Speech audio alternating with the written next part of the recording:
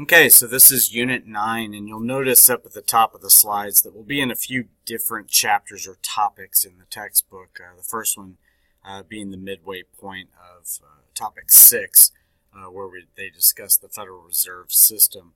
This is Jerome Powell. He actually just became the Federal Reserve Chairman February 5th of this year, 2018. And so this is a pretty relatively new office for him, and so he's just now getting started. Let's talk a little bit about the Fed. Because of financial panic that we talked about during the banking crisis, the Federal Reserve Act established the Federal Reserve Bank in the 1913 year, same year that the 16th Amendment was passed. And you can see here, you'll need to know the functions of a central bank, which the Fed is. The structure of the Federal Reserve System is here. Understand the different parts of it, the term lengths, what the Fed's role is in terms of serving the government. Also, you'll need to know that if you look according to the map, we currently, for those of us in KDISD, live in District 11, and the bank for our district is in Dallas, Texas. You can see that there are 12 districts for the U.S., and there's one Federal Reserve bank for each district. Okay. More roles serving the government, kind of get a little bit of the idea of where they are in terms of creating currency, and then just how they serve banks and regulate the money supply. Now, the money supply is going to be something you're going to want to know, and you're going to want to know the two parts of it, M1 and M2, and what each of those mean, as well as the terms liquidity and how it relates to M1. And you should also know the term near money for M2, which is in the textbook. Just know the lower the number, the easier it is to get access to the money in circulation. So M1 money, we say, has liquidity. It's very easy to get to.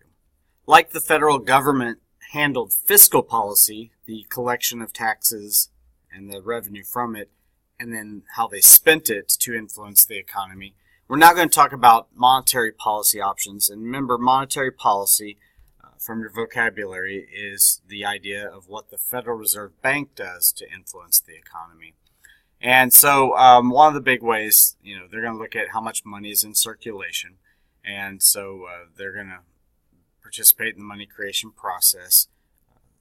And you can see here kind of this idea of the money multiplier effect and how money, $1 bill gets sent into the economy. It actually achieves more than $1. It actually multiplies throughout the economy. And this is just a small taste of money creation.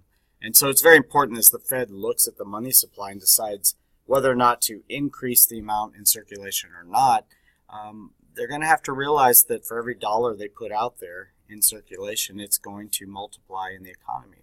If you circulate that too much, you can cause problems one direction. If you don't put enough into circulation, you cause problems the other way. And so monetary policy, again, just any action the Fed takes to influence the level of real GDP and the rate of inflation through the money supply.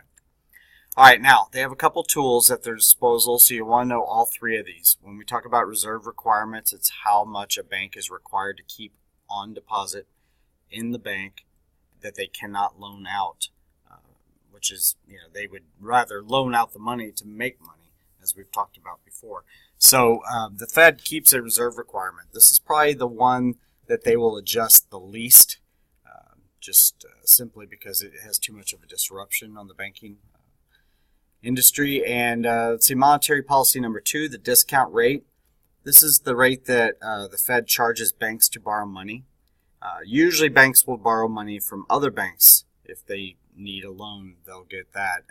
And that's called the federal funds rate, which the Fed will try to shoot a target for, but it does not actually control what that federal funds rate is. It does control the discount rate. And they call the Fed the lender of last resort because if a bank is borrowing from the Fed, usually it's because they've gone to the other banks in their area and cannot get any money from them. So this is kind of their last resort.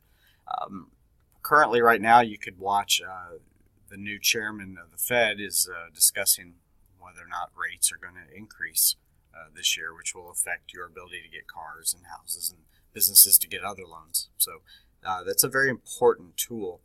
And the third one here, open market operations, is a series of buying and selling government securities that can include stocks and bonds. This is where our debt's going to come from. Okay, so let's look at the effects of monetary policy. You can study this chart and kind of see the effects for things like the money supply, interest rates, spending and investment.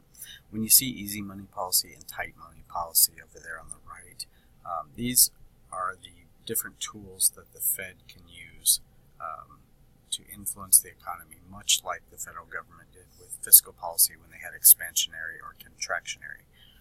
So if the Federal Reserve sees that the economy is struggling and they want to get things moving again using the money supply, they would do easy money policy. Okay, and you can read that and see what effects that will take. If things are growing too fast, we're worried about inflation, we are going to enact tight money policy. So again, read through that. Now, the one big problem is they can figure out the problem in the economy and what to do about it. But there's always going to be a lag or a time it takes to identify the problem and implement the policy. That's an inside lag. Once they apply the solution, then it takes a while to actually see it take effect. And that's an outside lag. Finally, you also have political debate even within the Fed. And the other thing between that is you also are going to have the Fed trying to enact monetary policy while at the same time the government's trying to enact fiscal policy. And so there needs to be some coordination. And of course, everyone has different views on that. You can see some of those down here at the bottom.